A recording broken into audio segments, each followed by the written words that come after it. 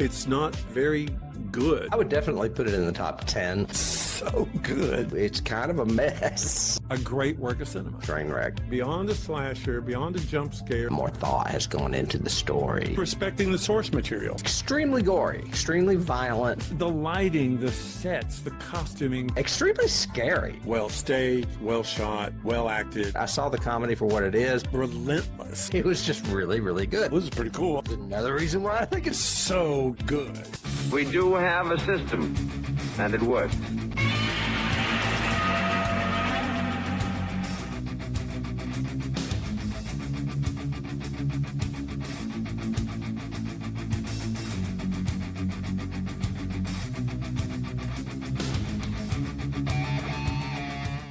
Hello and welcome out there in podcast and YouTube land. You have reached Johnny Has the Keys.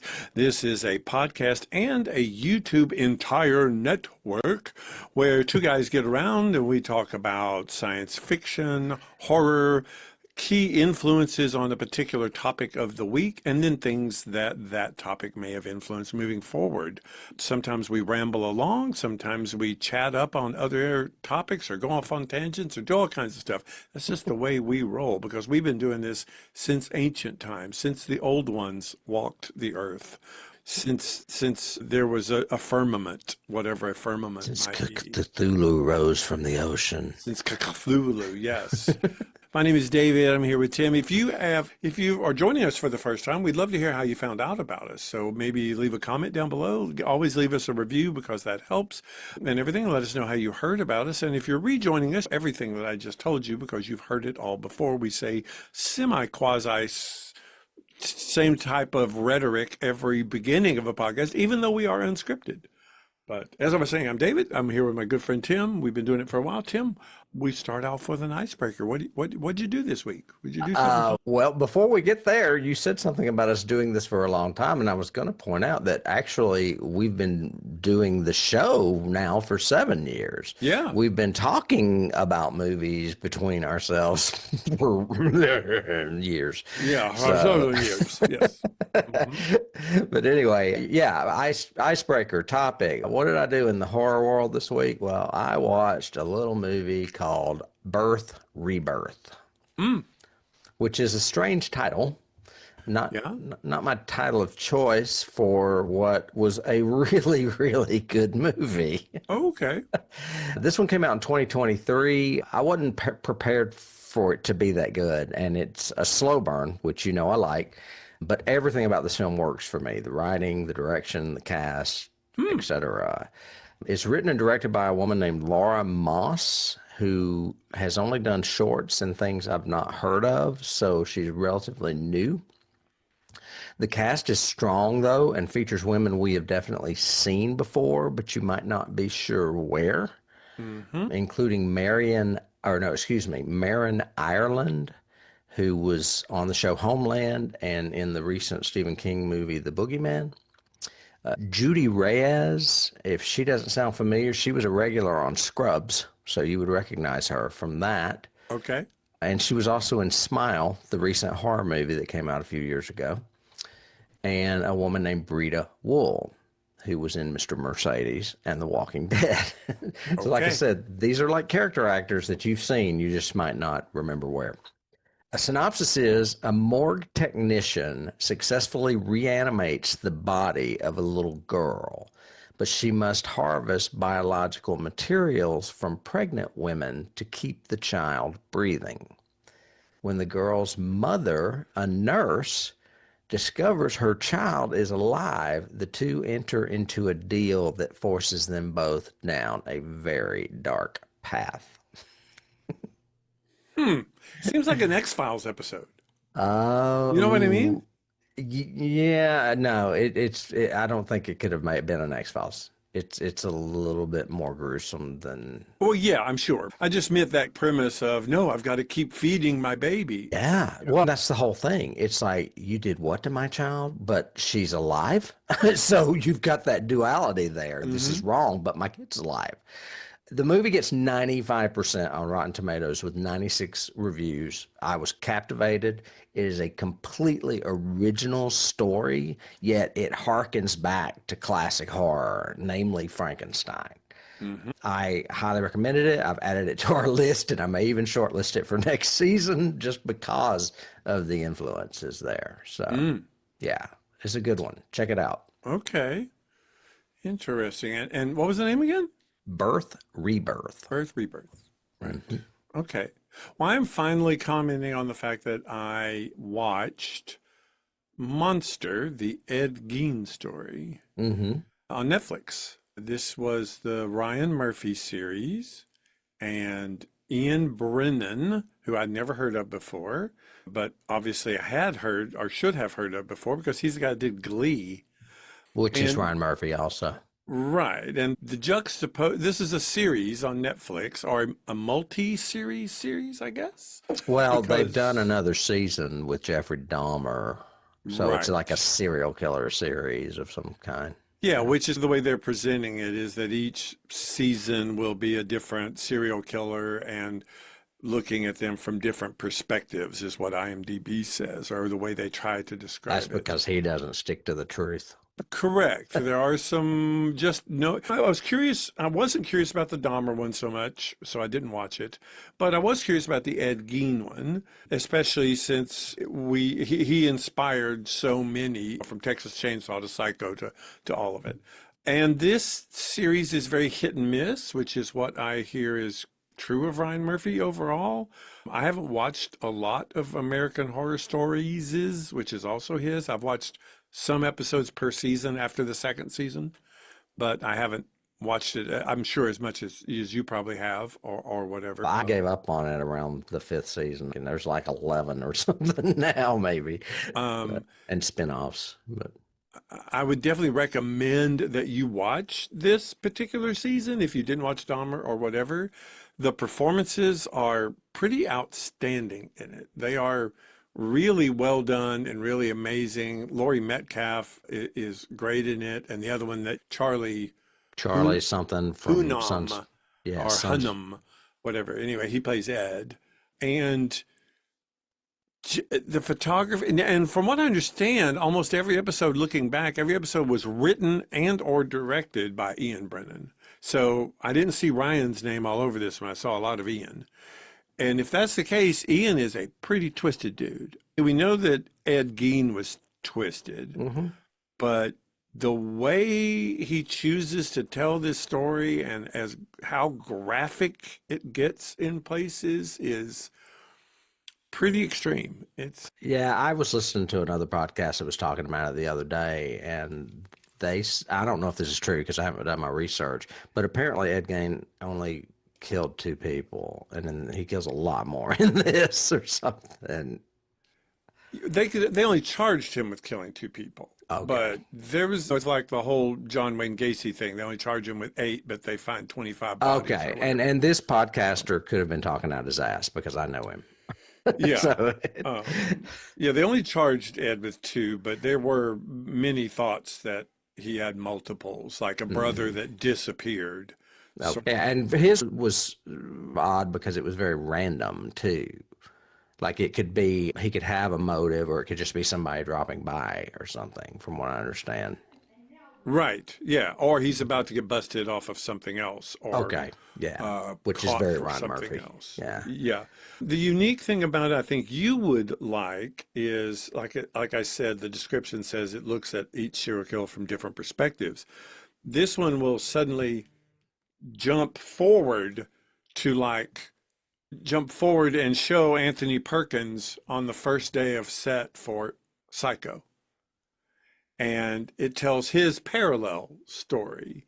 And then it'll suddenly jump and it'll be Toby Hooper trying to do the whole scene with the bucket and the hammer from Texas Oh, Chainsaw. yeah, that's a great scene. And cut to outside, and the girl's talking about how the set stinks and this is horrible and yada yada and all this. And it's very interesting how that parallels the way he's tried to tell the story. But Mhm. I recommend it. I don't totally agree with how disjointed I felt watching it.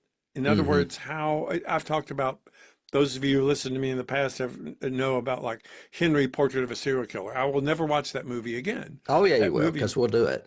it scarred me for life. And Ed wasn't that bad, but it was close. Ooh, It was let's see. pretty. Next year we'll do Henry the Portrait of Serial Killer. Oh, God, no. God, no. God, no. Oh, well, I like some of Ryan Murphy's, but then again, a lot of his stuff is almost sensationalism movie making, where his latest has Glenn Close and Kim Kardashian in it. I'm like, really? No, stop.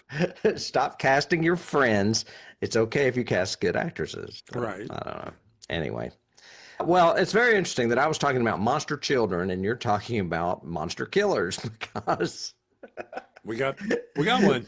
we've got an interesting topic today. A few seasons back, we decided not to just venture always into horror and always into sci-fi. We started to expand a little bit into fantasy and into suspense. And this would definitely cross over into suspense because of when it was made. However, the topic is pretty horrific. And it's a little movie that came out in 1956 called The Bad Seed. Well, let me do a synopsis and then we'll get going, because I'm ready to go. Good. Basically, it is the story of a family, a man and a wife, and their daughter. They're the Penmarks. The daughter's name is Rhoda, and the father is off on some military work kind of thing. He is away from the home. And you've got this seemingly perfect little girl before kissing him goodbye. And then their neighbor Monica drops by. She's actually the landlord because it's an apartment building. And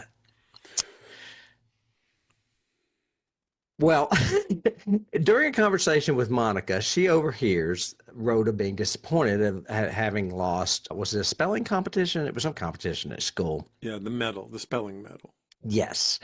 And then later on, Rhoda is at a lake function with her class, and the little boy who won the competition drowns.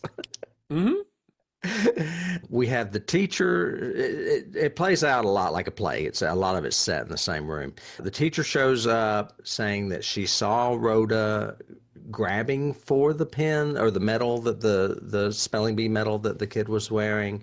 And so that starts putting the idea in, what is Rhoda's mother's name? I can't remember her name. I can look at notes real quick. Yeah, anyway, her mother starts thinking, well, that's strange.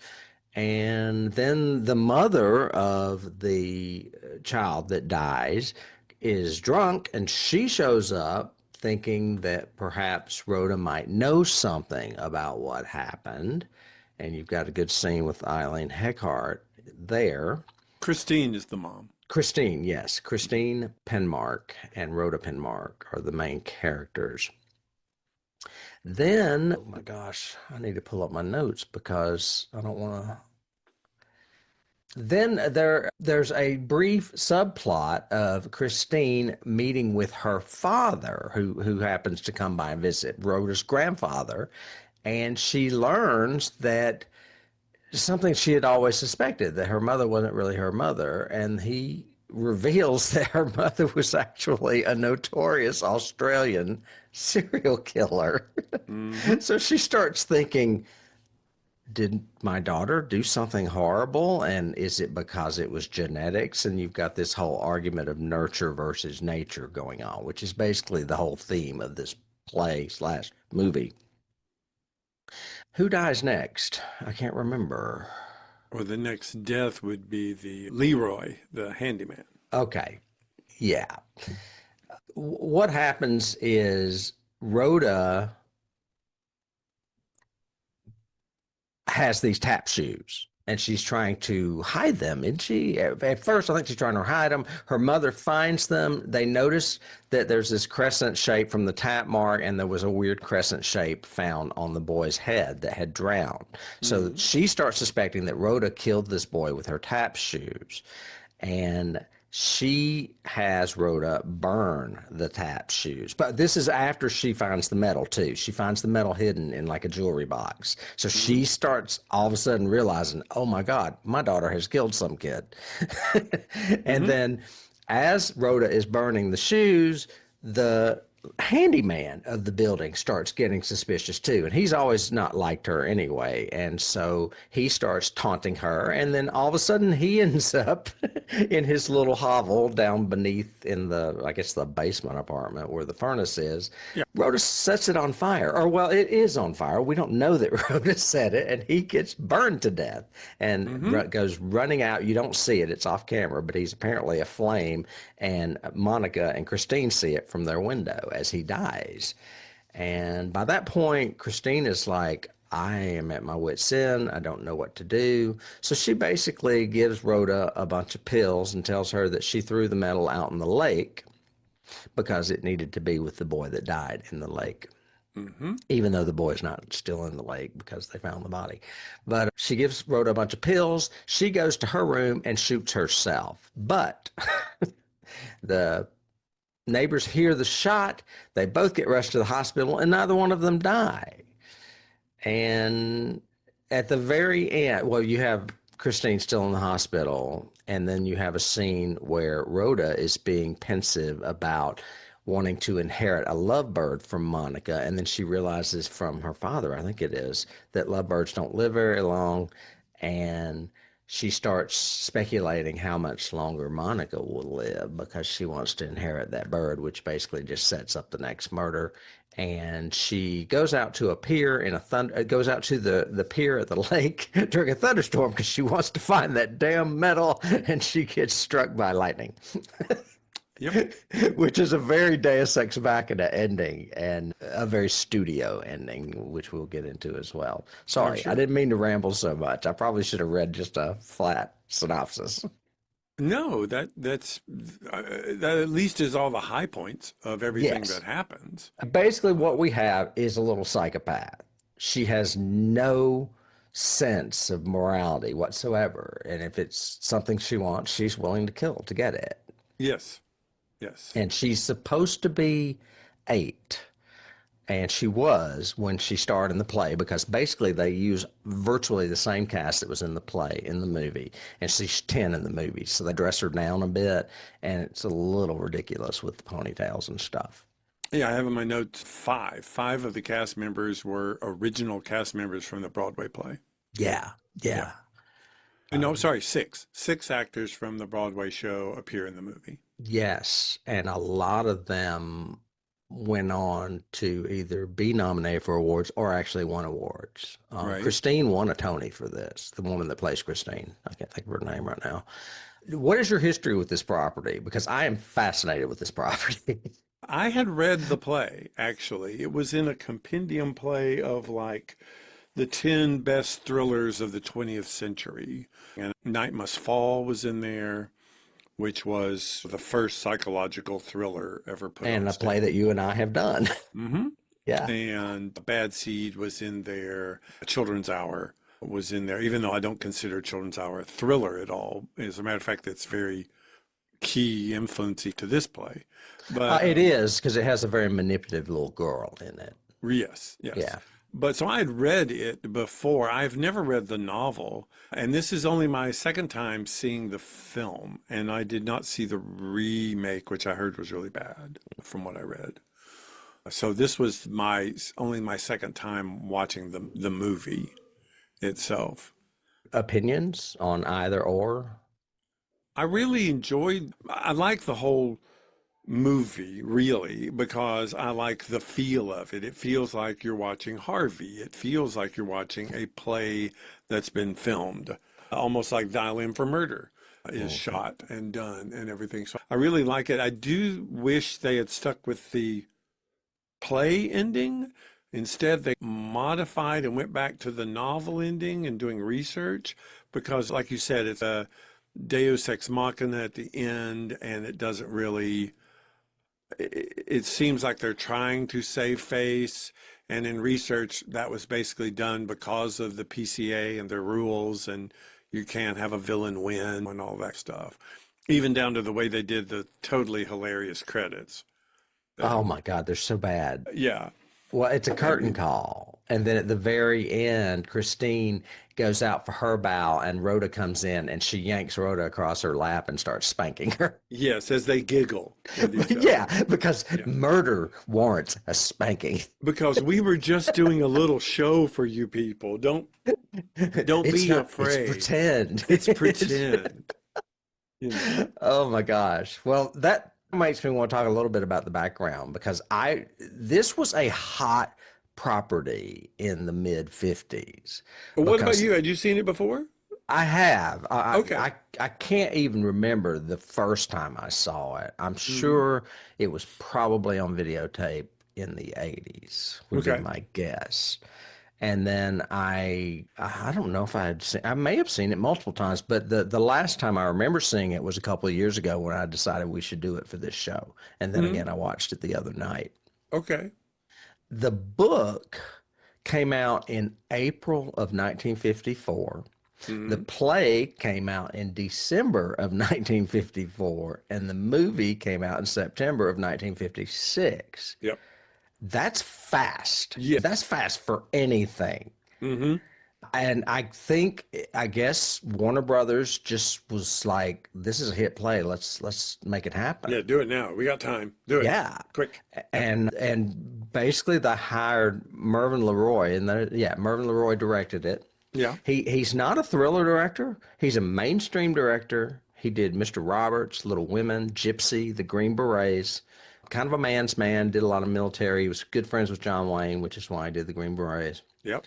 He's directed 13 different actors to Oscar-winning performances. Or no, Oscar-nominated performances, excuse me. Yep. I've got little notes on him. He was credited with renaming Judy Turner as Lana Turner. He introduced Ronald Reagan to Nancy Reagan. Hmm. And he was not the first person offered this film. Alfred Hitchcock was. But Alfred Ah, Hitchcock turned it down. This feels like an Alfred Hitchcock movie. I it think does. he could have done it better, actually. He And the probably reason, would not have shunned on the ending. You know what I no, mean? Because in the novel, it ends very similar to this. They both live in the novel, although we don't know if the mother will ever recover from her coma.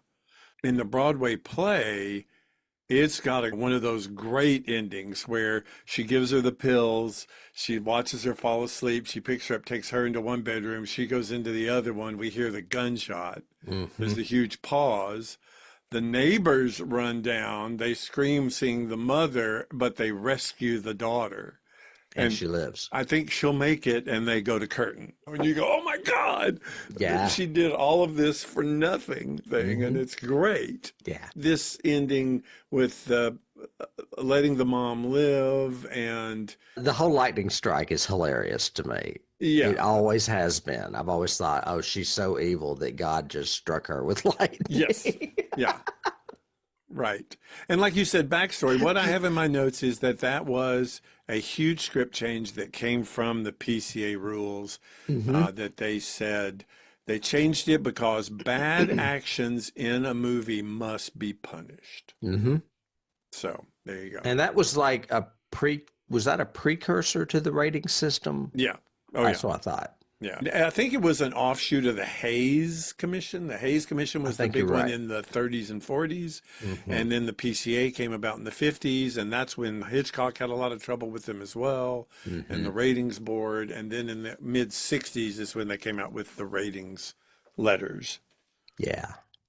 William March wrote the novel. Maxwell Yes. Anderson adapted the play, and then John Lee Mahan did the screenplay for this movie, which is very spot on. And one of the reasons why a lot of people, especially critics, have problems with this movie, and Hmm. that is that Mervyn did not change much from the play and the way actors act on stage. And it's a little melodramatic. It's actually a lot melodramatic when you consider Christine.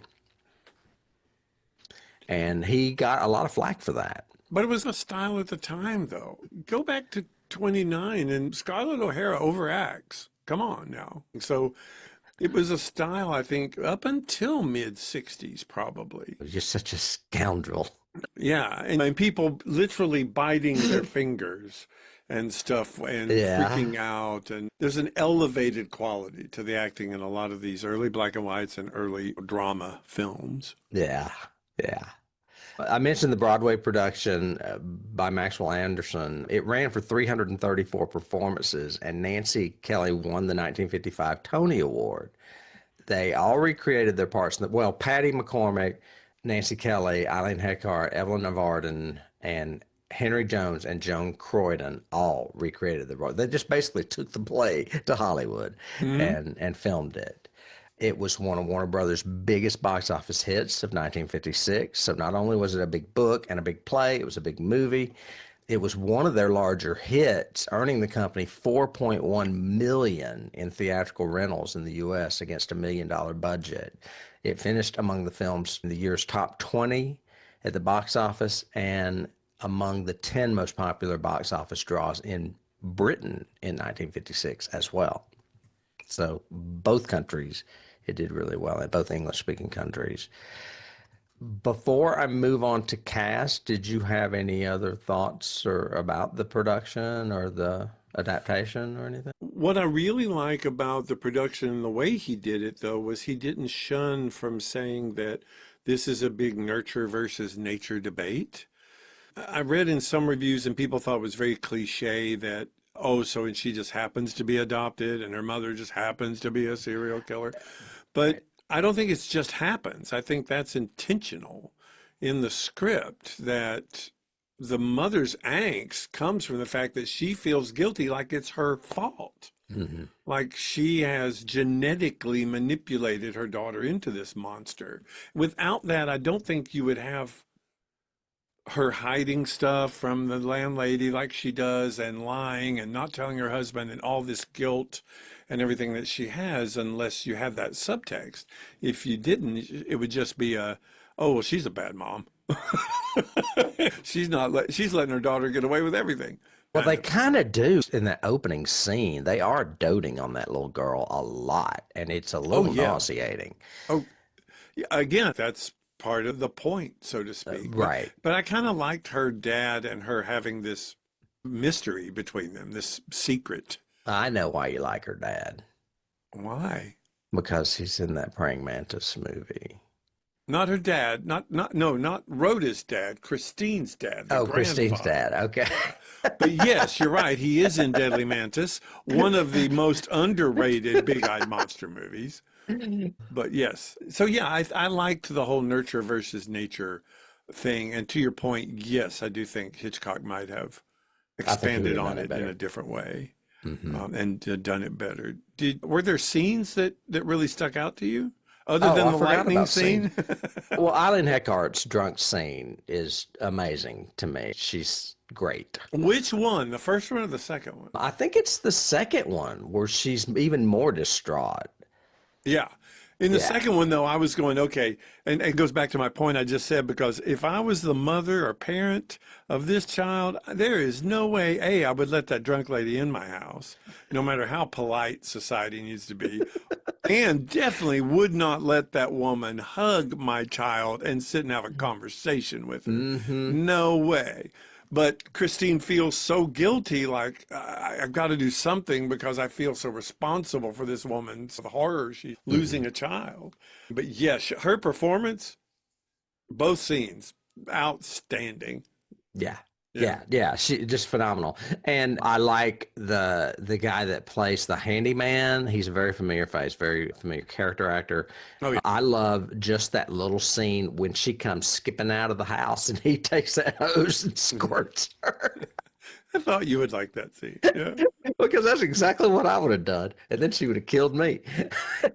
And the big Excelsior plant when he's suddenly gathering up all this straw and saying, I know you sleep on that down in the basement. I was like, going, yeah, sure. Yeah. I like the way, almost like a play, so good and bad.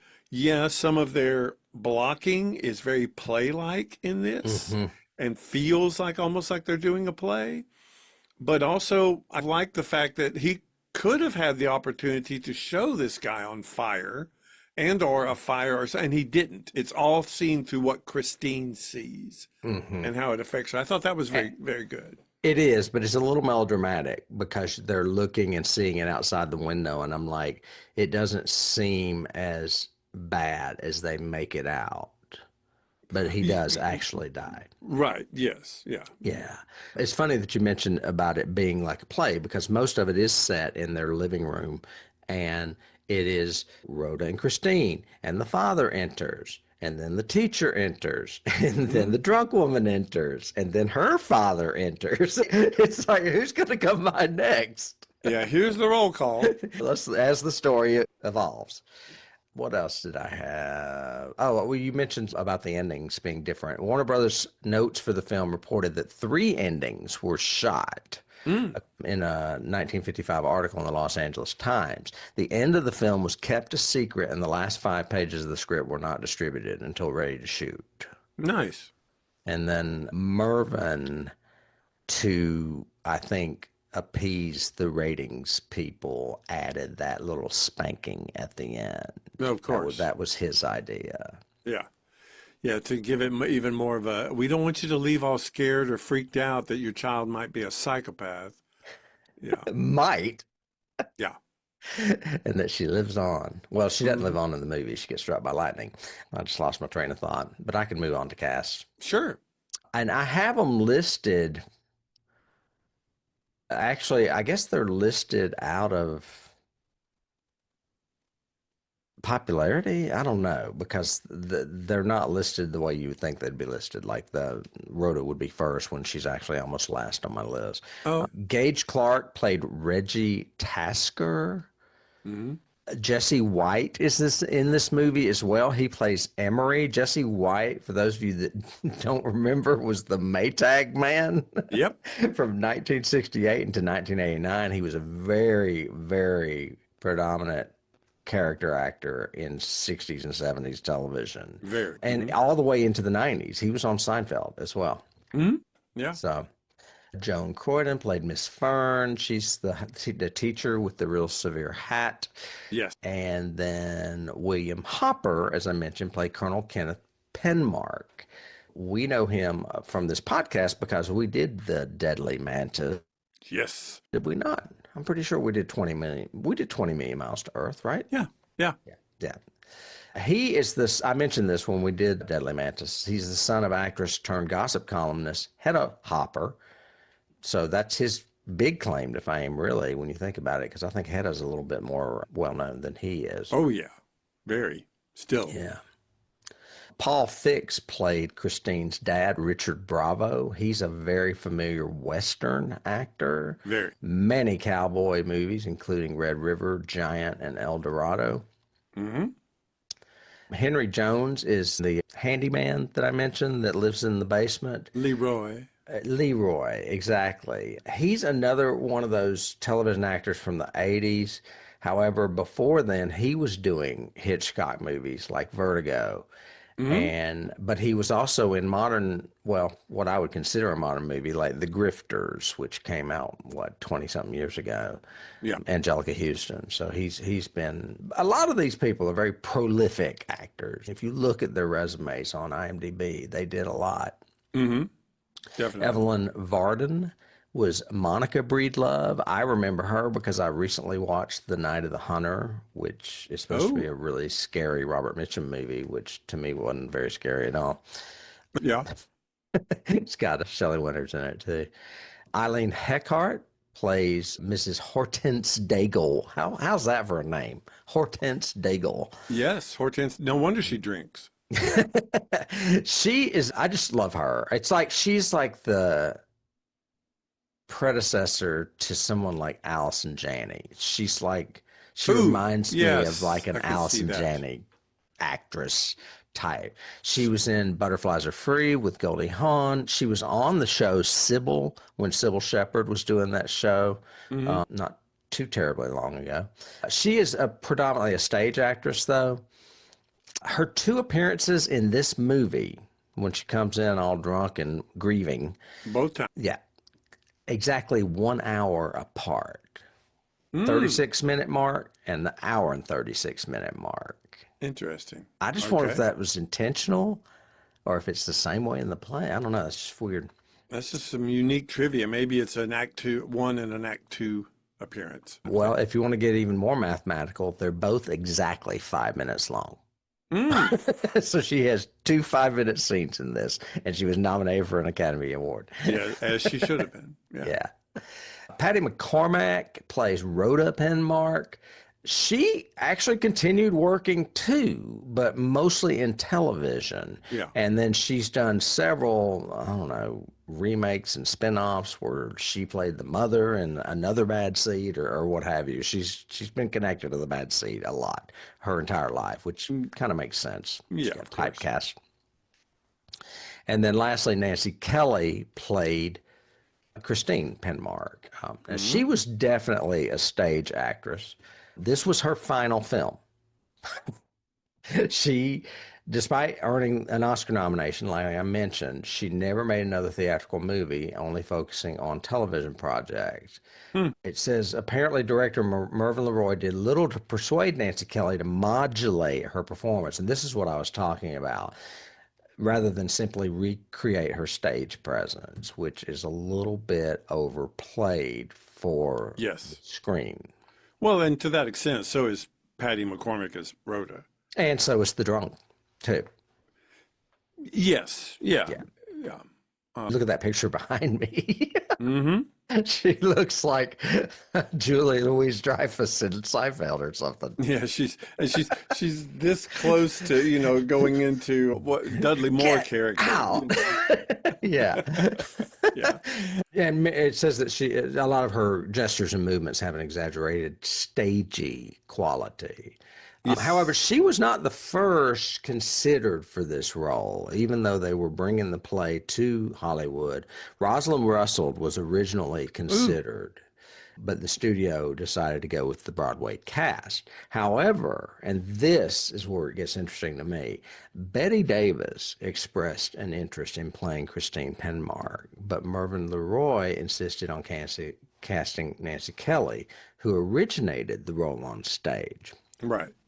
But Paul Henreid tried to buy the rights to the play, and he wanted to direct it with Bette Davis. And Paul Henreid and Bette Davis have connections in the past with movies. Okay. And that's so it was trying to be developed as a Bette Davis project, but Warner Brothers yanked the rug out from under them and basically made it the play.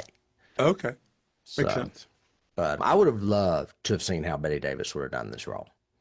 Yeah, it also would have been interesting to see her play the Eileen Heckart role too. She would never do a part that small. Oh, of course not. Of course not. Oh, She would and- also think that she could play Rhoda, so there'd be that. in Baby Jane makeup. Right, in Baby Jane makeup. Here I am with my little pigtails. Yeah. Yes. One other person is in this movie. He's a bit part. Frank Cady plays Henry Daigle, Oh, yeah. Eileen Heckart's husband. We know him from not only Rear Window and When Worlds Collide, he was on Green Acres. That's Mr. Drucker. It's on Mr. Drucker from Green Acres. Yes, it is. Yes. And Petticoat Junction. So, yeah. Petticoat Junction. As far as awards, I mentioned this was nominated for 4 Oscars: lead actress Kelly, supporting actress Heckart and McCormack, and cinematography, which is interesting. It was nominated for 2 Golden Globes, supporting actress for Heckart and McCormack, and Heckart won for supporting actress as far as Golden Globes. This movie's not on the 1001 movies you must see before you die list, and I have a beef with that. I think this movie warrants being on that list. Maybe. I mean, just think the popularity alone of the property from 1954 to 1956. This was a huge. Imagine 1990 and 91 without Silence of the Lambs. Mm-hmm. It'd be Yeah. the same thing in 1954 and 56. This would have been that big. And I think it warrants being on the list. So that's my opinion. And thinking about keys, you can definitely see that it should have been or should be. Yes, I can see that. Did you have any trivia? Because I have a ton, and I don't want to read stuff verbatim. So Well, What do you have? paraphrase verbatim then. there are a lot of creepy cameos on the wall, like Rorschach blocks. Did you notice that? Mm-hmm. Yeah, those Rorschach blots, the ink blots or whatever. Yeah. One in particular is of a woman holding a baby at arm's length. Did you see that one? No, nothing comes to mind, but yeah, no. Yeah, yeah, it's in there. I looked for it this time and I saw it. It's very strange. Mm, What else? More on Robert Osborne in an interview discussing about how Mervyn LeRoy's direction of the film was not appreciated because he didn't tone down the performances, which I have a lot on that. right. However, Osborne praised the film's execution in frightening audiences with its taboo subject matter. And that's another reason why this movie is very memorable, because at the time it was very taboo. You didn't Of have little course. 8-year-old murderers. No. And I can understand the nomination for, from a production angle, the nomination for cinematography, just because even in my notes, I talk about some of the lensing he uses. Times when, like, the landlady's in the foreground and all the way across the room in the kitchen is Christine, and we see them both perfectly. You know, they're framed really well, and it's a unique shot and all that. Well, So, that's yeah. why it was nominated for cinematography, I'm sure. Yeah, yeah, I would think so. Yeah. You mentioned the original ending had Rhoda surviving, the mother dying, but the production code changed that. Don't need to talk about that. Oh, this is an interesting thing. Christine's murderous mother, Bessie Dinker, was invented. All the other female killers or female career killers mentioned in the novel and the film were actually factual. Bessie Dinker is loosely based on Belle Gunness, a Norwegian-born American serial killer who murdered several of her husbands, children, and suitors for their money, insurance policies, and buried their remains on her Indiana farm. She possibly faked her own death and disappeared in 1908. Great. If we were just talking about Ed Gein, who was killing people in what, the mid 20th century, Hmm. early 20th century, and this is early 20th century. So Yes. we just didn't know, but these killers were among us. Well, and there are other play conventions in it. I see in my notes, like they drink really, really fast. They'll make a drink, have like 2 lines of dialogue, and then go, well, I better be going because I finished my dialogue for this scene. So, Yeah. That I think that's all the trivia I have. I glanced over some of it because we've already really talked about it. I have a bunch of keys though. let's do some keys. Why don't Okay. we? You have to do the novel first because the novel is what it's based on.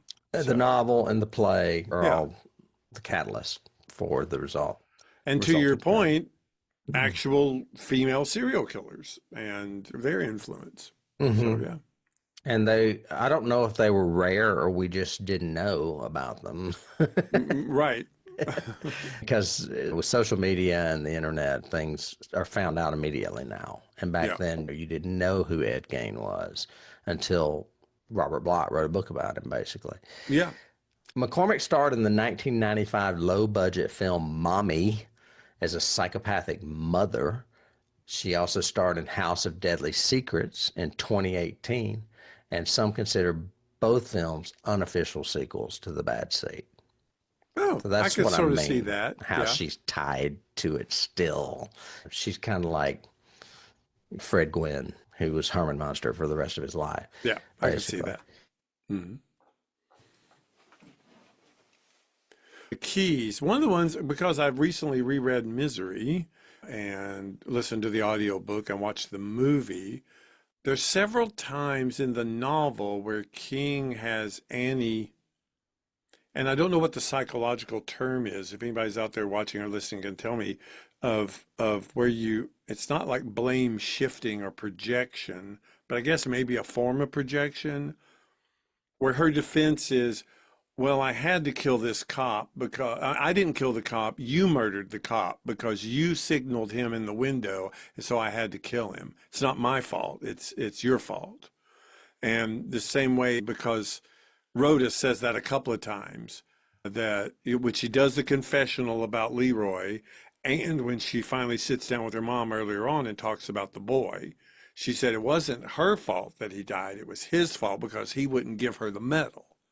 And that's her justification, really? That's what she thinks? Right. So again, it's psychopathic, but Yeah, the it's mind of a psychopath. it's there. Yeah. I've got the first act of the 1992 off-Broadway musical Ruthless is inspired by this film. Are you familiar with that play? I I'm am not. not. No, I'm going to take a note on it though. No. I would think it's more like I would think Ruthless People because she is a ruthless child. Yeah. But no. If you want to do a modern equivalent, though, most people out there will remember the 1993 film The Good Son with Macaulay Culkin, Yep.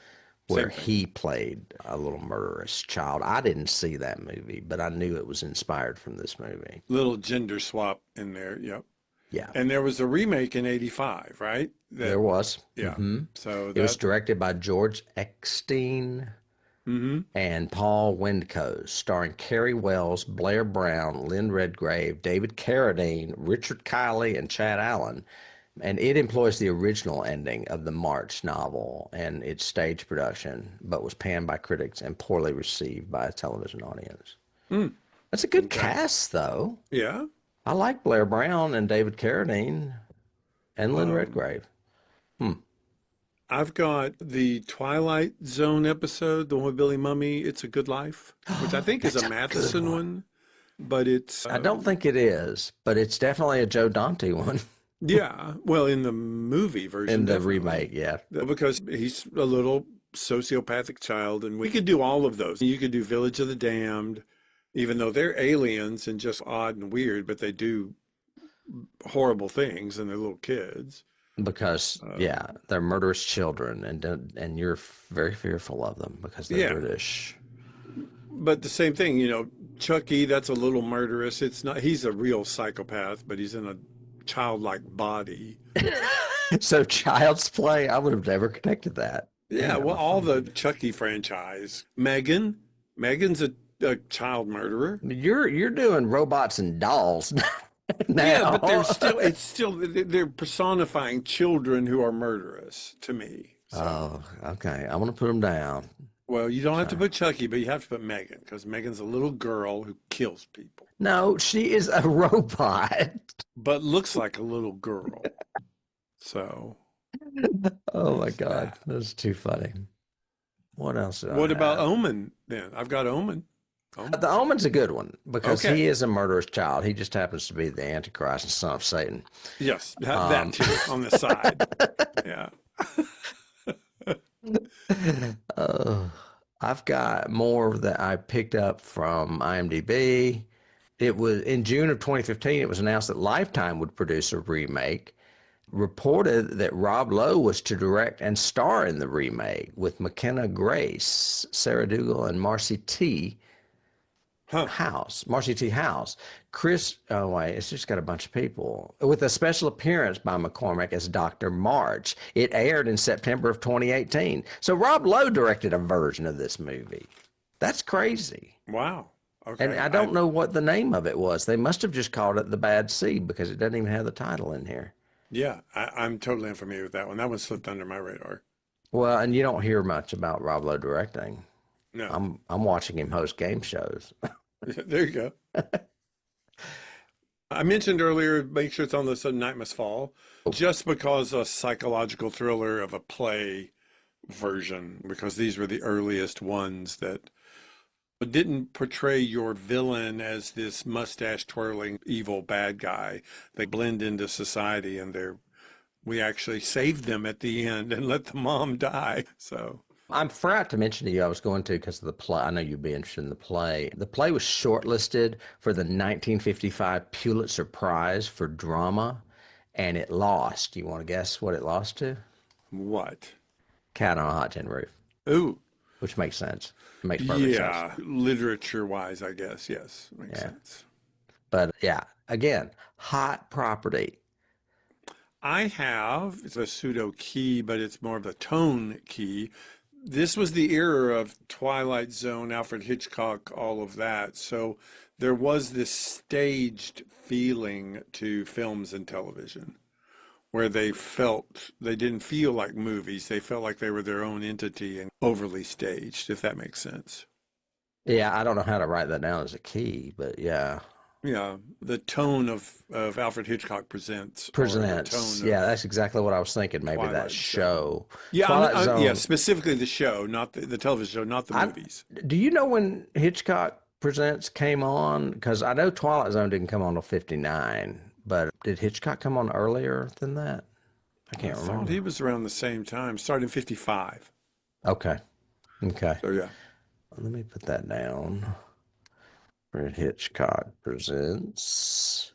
For all you people, I do this so that we have these links on the website for you if you want to check them out. Yes. I had one more, and it was another remake or sequel. Hang on a second. Where was that?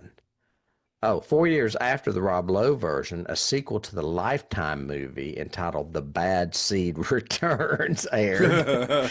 And it featured McKenna Grace as Emma and Patty McCormack as Emma's therapist. So see how she's always connected to these things? Yeah. It's like, oh, I'll be in it. I'm still alive. Yeah. The only Sorry. living member from the cast. Yeah. But that's all I have. I have two that my last two that maybe you can help me with because I cannot remember the proper names used in them. One is There's Something Wrong with, I think it was like Steve, or Something Wrong with Bobby, whatever. There's that movie, We Need to Talk About Kevin. That's the other one. We Need to Talk About Kevin was the other one that I have. But there's another one, There's Something Wrong with, and it could have been Emily, or for all I know. I can't remember the name. But I remember both of those from the promos. I have not seen those films, but both of those from the promos seem to be about murderous children. And how does a family react to it? And nurture versus nature. I know the Kevin movie. I don't. What you don't know the other one though. I don't know the last name. I'll try. I have to look it up. Yeah, and I've not seen that movie, but doesn't it have Tilda Swinton in it? I think it does. Yeah, I think so. Well, it goes full circle back to what I was talking about when I said I watched Ed Gein, because the whole subtext in that series is nature versus nurture. How much of his depravity was genetic, was inspired by the way his mother raised him and treated him, and the way people through his early life treated him or mistreated him. And there's a lot of that subtext to it. You just made me. I was thinking of Murderous Kids, and I remember a movie. I vaguely remember this. I will have to look it up and put a link in, but it was a television movie in the 70s called Bad Ronald. Bad Ronald. There you go. Wait, stand by. My phone's ringing. Your phone's ringing. Don't edit all Their of this internet's out. unstable. There's all Edit kinds of this fucking out. shit going on. Yeah. I don't remember much about it, and he was more of an adolescent or a teenager, and he like lived or could get into the in between the walls and would like spy on people through like holes in the wall. Yeah, I vaguely remember something like that. It was like an ABC movie of the week. It was some stupid trash, I'm sure. But I just remember it was called Bad Ronald. And it was, I don't know if he was a killer, though. He must have been, because he was bad. But Yeah, because he's bad. All killers are bad. so that's But another that's one what- I could think of. But that's what we think, Tim and I, about this bad seed. I think we both like it. I would recommend it and say watch it. And it should be on the 1001 list and all of that. But we want to know what you guys think. So let us know down below. Leave us a comment. Leave us a review on Apple Podcasts. That always helps us get new people too, and or your podcast of choice if you want to review us there. If you like what you see and how we interact and dissect these little things, we have a ton more either down there in the YouTube menu that you're looking at or on your podcast menu. You can go back to multiple seasons and find a movie that you've seen and see if we agree with you or you agree with us. We also have a Patreon where we have a couple of side projects, including an examination of Star Trek, the original series, and the X-Files. We also have some free content there, some merch. There's all kinds of stuff. There's stuff everywhere that you can support. Johnny Has the Keys, and we would love to have your support. The merch is on the website, not Patreon. But yeah, we have correct. plenty of merch, too. You have to go to the website to do that. And Tim, until next time. Next time's a bigger episode. So Yeah, it'll and be fun. hopefully my internet won't be freezing so fucking much like it is right now. Well, there you go. Hopefully it won't, and we'll do it then. See you then. All right, we'll talk to you then. Bye.